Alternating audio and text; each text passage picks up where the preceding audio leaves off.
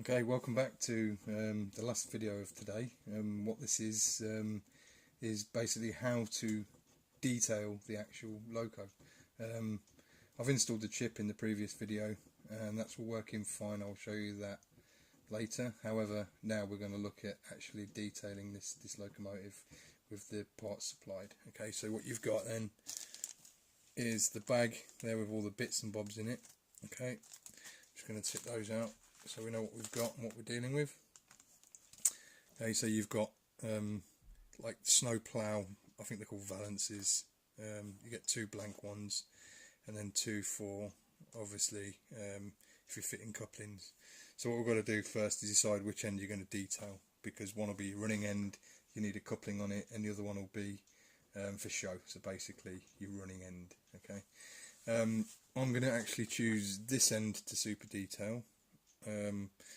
There's no particular reason why. It could either be number one end or number two end, but it just shows that, you know, I can do that, and I like the signs like these at the back.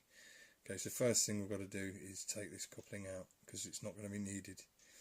How that works is there's clips there for the snow plough, so you've just got to pull that off, literally pull it off. Doesn't break, so just be careful with it. And then you've got to get this coupling out. Now it's easier said than done because they're in there quite tight, but they do come out. What I tend to use is a pair of little needle nose pliers for that, which are here. And all I'll do is very carefully try and grab it and pull it out. Nice big tug, yeah. Might need a bit of a wobble, but it will come out. There you go. That weren't too bad. Some are stuck in there quite much. Just be careful, but again, don't be scared to give it some force, and that's how they're plugged in. It's literally a plug like that. What that now means is we're going to fit a dummy or one of these snow ploughs to it that haven't got the gap in. That's if you've got a coupling, that's if you're not using a coupling. So you'll notice on the bottom of the loco, and I'll point to it, around this area you've got these lugs, yeah, and what they do is they locate onto the actual snowplow itself. What I'm going to do is put a tiny bit of glue on there just to be safe that it's secure in there. Okay, you can use super glue, you can use poly cement for plastics.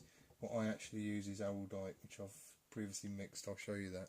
What I do is get a little cocktail stick and apply it on. I'm going to do that off camera so I can see face to face what I'm dealing with, because obviously it's very intricate. Okay, so all I'm doing now off camera is just applying the glue with the cocktail stick onto the lugs, so that when I locate the snow plough it will locate in. Okay, so I've applied the glue. I just needed to do that off camera so I could see what I was doing, and then all we're going to do is drop that in. It is fiddly, but just take your time with it, and you'll get it. Make sure you've got no glue on your fingers. That's the other thing, because if you have glue on your fingers and you touch the bodywork of the loco, you could damage it, and after spending the best part of 70 quid on a loco, you could be kicking yourself. So that's in, which means it's nice and glued and dried very soon, so just bear that in mind. Okay, so that's the detailing of that done. Okay, so it is supplied with pipes and bits and bobs. The black pipes that you can see here do come with it. I don't actually like those because they're a bit unrealistic and they're very kind of clunky and bulky. What I do like though is these pipes, and these are actually off a class 60 model which I've got, and they're spares because I only detail one end. So what I'm actually going to do is use those because they look a bit more authentic. If I just show you the other class 66 I've got, which is the biffa bin, you can see how cool they are. Look, they're just nice. They set it off. But don't worry if you haven't got those. You can pick them up on the internet quite cheap, or you can just use the ones that's supplied with it, the black ones, and then get some red paint and yellow paint and daub them in. Okay, so what we've got to do in is get the pipes actually into the loco, and there's some little holes there. I'll point with the blade because it's not the clearest, but you'll see them. Just locate them first, and again apply the actual pipes.